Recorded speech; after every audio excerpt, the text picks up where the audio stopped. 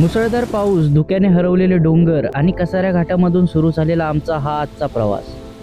अशोका वॉटरफॉलकडे जात असताना वाटेत एका किल्ल्याचं नाव समोर आलं, ज्याबद्दल मी याआधी कधी ऐकलंही नव्हतं. त्या अनोळखी नावाने मनात उत्सुकता निर्माण केली आणि मग सुरू झाला एका नव्या ठिकाणाचा शोध. पावसामुळे जिवंत झालेले धबधबे, हिरवाईने नटलेले डोंगर आणि दुर्लक्षित झालेल्या किल्ल्यांची सफर. आजच्या या प्रवासात नेमकं काय पाहायला मिळालं ते जाणून घेण्यासाठी व्हिडिओ शेवटपर्यंत नक्की बघा.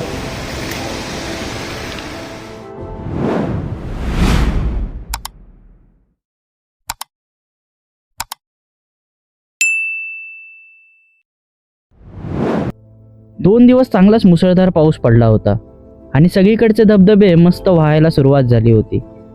अशोका वॉटरफॉल म्हणजेच विहीगावमधला धबधबा 2 ते 3 वर्षापासून माझ्या बकेट लिस्टमध्ये होता. तर आमची जर्नी ह्याच वॉटरफॉलकडे आम्ही सुरू केली. सकाळची कसाराकडे जाणारी ट्रेन आम्ही पकडली.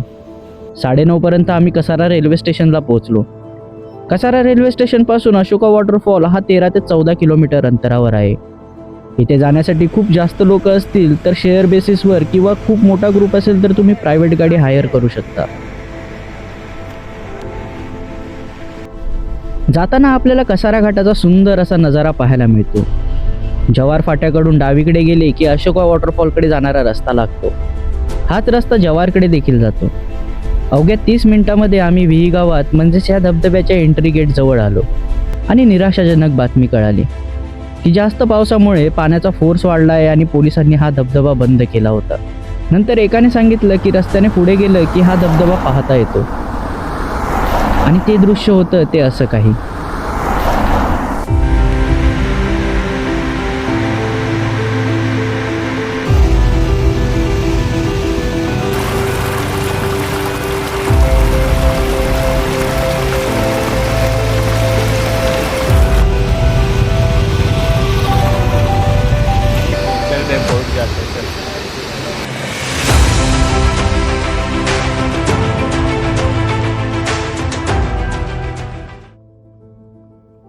दुधासारखा स्वच्छ आणि पांढऱ्या पाण्याचा धबधबा उंचावरून कोसळताना आम्हाला पाहता येत होता, पण त्याला जवळून मात्र अनुभवता आलं नाही. असो मित्रांनो, हे वरचं एक पॅकेट जरी खाली पडलं ना तरी आजची सोय होऊन जाईल. खूप जाम आहे.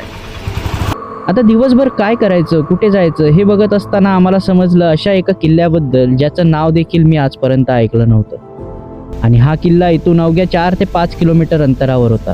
मग आम्ही ह्या किल्ल्याकडे जायचे ठरवले. किल्ल्यावर जातानाच्या रस्त्यात हे सुंदर असं माळरान आम्हाला लागलं. मग इथे थोडी आम्ही फालतूगिरी देखील केली. Good morning guys. सो खूप महिन्यानंतर आम्ही तुमचे आमच्या व्लॉगमध्ये स्वागत करतो. तर आज आम्ही आलेलो बळवंत फोर्टला, जे की आता आमच्यापासून 4 किलोमीटर लांब आहे. आम्ही पहिला आलो अशोका वॉटरफॉलला. सो तो वॉटरफॉल सध्या बंद केला आहे त्या लोकांनी. तर आमचा चांगलाच पचका झालेला आहे. तर मला वाटत नाही ते आता चालू करतील, कारण प्रॉपर गेट वगैरे आहे तिथे. आणि आता आपण ज्या फोर्टला जाणार आहोत तो नेहमीच ओपन असतो. सो आता तिथे जाण्यासाठी आम्हाला 4 तास फिरायचं आहे. सॉरी 1 तास फिरायचं आहे. 4 किलोमीटर. थोडी गणितं चुकत आहे. आणि पावसाच्या टायमाला पण इकडे ऊन येते, काय बोलायचं. थोडेसे वांदे झालेले आहेत. पाऊस यायलाच पाहिजे. चला तर मग भेटू आपण डायरेक्ट आता बळवंत फोर्टला. Bye bye. रस्त्यावरून चालता चालता 1 तासात आम्ही पोहोचलो पानवटीवाडी गावाजवळ. तर मित्रांनो, आता जस्ट आम्ही बळवंतगडसाठी पुढे जात आहोत आणि जवळच एक गाव लागलं आम्हाला. या गावाचं नाव काय? हे पनवतीवाडी. आय थिंक ती काढून टाकलेलं आहे यांनी, पण ते पनवतीवाडी आहे. हा गाव म्हणजेच या किल्ल्याचा बेस विलेज आहे. या गावापासून वरच्या बाजूला एक रस्ता जातो. त्या रस्त्याला रिलॅक्स रोड असे नाव दिले आहे. खरंच हा रस्ताच रिलॅक्स होता. दिसेल तुम्हाला रस्त्यामध्ये याच्यावर दिलं रिलॅक्स रोड. सो या रोडचं नावच आहे रिलॅक्स रोड. आणि इथून आपल्याला वर जायला साधारण 1 किलोमीटर आहे. सो गाइस, तेलमवाडीपासून एक रस्ता वर येतो. तो आपल्या बळवंतगडसाठी एक सिंगल रूट आहे. एकदम चांगला रस्ता आहे. तुम्ही गाडी घेऊन जाऊ शकता वर. तर आम्ही चालत जातो. जसा या रस्त्यावरून चालायला सुरुवात केली तसा जोरदार पाऊस यायला सुरुवात झाली. इथून 1 ते 1.5 किलोमीटरचा रस्ता चालून डाव्या बाजूने एक पायवाट वर जाताना दिसते आणि त्या रस्त्यावर बळवंतगडकडे जाण्याचा रस्ता असे फलक लिहिलेला आहे. हाच तो किल्ला बळवंतगड.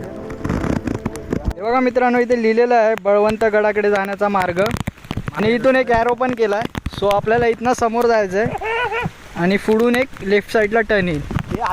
किल्ल्यावर जातानाचं वातावरण पावसामुळे खूप भयानक झालं होतं.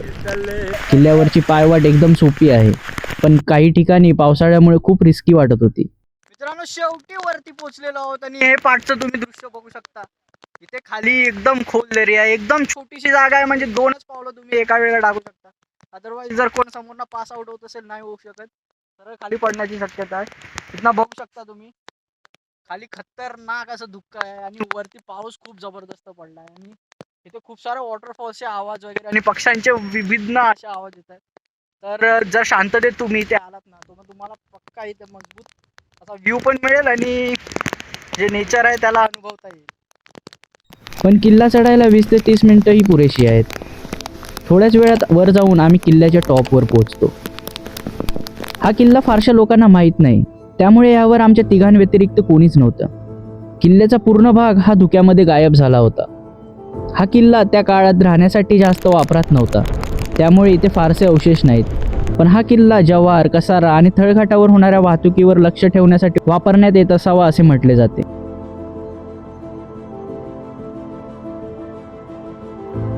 या किल्ल्यावर आता पाहण्यासाठी फक्त पडलेल्या घरांचे अवशेष, काही पाण्याचे टाके, शेंदूर लावलेली वेतळाची दगडी मूर्ती, शिवलिंग आणि नंदी आहेत. काही ठिकाणी तुटलेली तटबंदी आणि दरवाजाचे अवशेष देखील पाहायला मिळतात. तसेच एक शौचकूप सारखी रचना असलेले अवशेष देखील पाहायला मिळतात. किल्ल्याचा माथा फिरण्यासाठी 30 मिनिटे पुरेशी आहेत. किल्ला फारसा मोठा नाही, याचा वापर फक्त टेहळणीसाठी आणि लक्ष ठेवण्यासाठी होत असे. वातावरण चांगलं असेल तर इथून कसारा घाट आणि रेल्वे पाहता येते. आता भरपूर धुकं होतं, पण वातावरण खूपच भारी झालं होतं. मित्रांनो, आम्ही पूर्ण गड फिरलेलो आहे. पूर्ण पाऊस आणि धुका असल्यामुळे तसं बाहेरचा व्ह्यू खालचा साईडचा तर जास्त काही बघायला भेटला नाही, पण जो भेटला आहे तो एकदम छान होता. पण मित्रांनो, जो गड आम्ही फिरलो त्याच्यामध्ये असं काहीसं आम्हाला आढळलं जे कुठल्याच किल्ल्यावर किंवा गडावर आम्हाला भेटलेलं नाही. हे अशा प्रकारे त्या लोकांनी बिळासारखं असं खोदून ठेवलेलं. त्याचा काय उपयोग होता काही कळालं नाही मला. जर तुम्हाला माहिती असेल तर कमेंटमध्ये सांगून ठेवा. तर मित्रांनो, तुम्ही कधी इगतपुरी साईडला किंवा कसाऱ्या साईडला आलात तर या किल्ल्याला नक्की भेट द्या. एकदम लहान किल्ला आहे, तुम्हाला जास्त ट्रेकची गरज लागणार नाही. अगदी 10-15 मिनिटाचा ट्रेक आहे. एक काही पॅच सोडले तर अगदी अत्यंत सोपा प्रकारचा ट्रेक आहे. आणि बाजूला आहे एक माझ्या समोर आणि एक पाठी, जिथे मी तुम्हाला मगाशी तटबंदी दाखवली जी ढासळलेली आहे ती माझ्या डाव्या बाजूला आहे. आणि उजव्या बाजूला एक मंदिर आहे जे आम्हाला एक खाली आजोबा होते त्यांनी सांगितलं. तर आपण आता तिथे जाणार आहोत आणि तिथून घरी जाऊ. तर मित्रांनो, ह्या महिन्यात जर तुम्ही अशोका वॉटरफॉलला जात असाल तर नका जाऊ. आमचा चांगलाच पचका झालेला, आम्हाला तो बघायलाच फक्त भेटला, पण समोर जाता नाही आलं. हा झेंडा आहे टॉपवर झाडाला लावलेला. तर मित्रांनो, इथे एक मंदिर आहे किल्ल्यावर जे उजव्या साईडला आहे किल्ल्याच्या. तिथे एक शंकराची पिंड आणि हनुमानाचं किंवा वेताळाचं स्टॅच्यू आपण म्हणू शकतो, त्याला मस्तपैकी असं पत्रे लावून ठेवलेलं आहे. तर याच्याच पुढे या साईडला अजून थोडा एरिया आहे, तो पण आपण बघणार आहोत. So guys, see this, there is lots of fog. This guy, number one bullshit guy. This guy is number one bullshit guy. Okay. मित्रांनो, एक किल्ल्यावरच्या तटबंदींचे दिवाळ आहे जे त्याची पडझड झालेली आहे आणि हे फक्त तेवढेच अवशेष आहेत जे आपल्या समोर दिसत आहे. आणि हे किल्ल्यातील असलेला मे बी राजवाडा असू शकतो, ज्याचे फक्त अवशेष आता आपल्याला पाहायला मिळतील.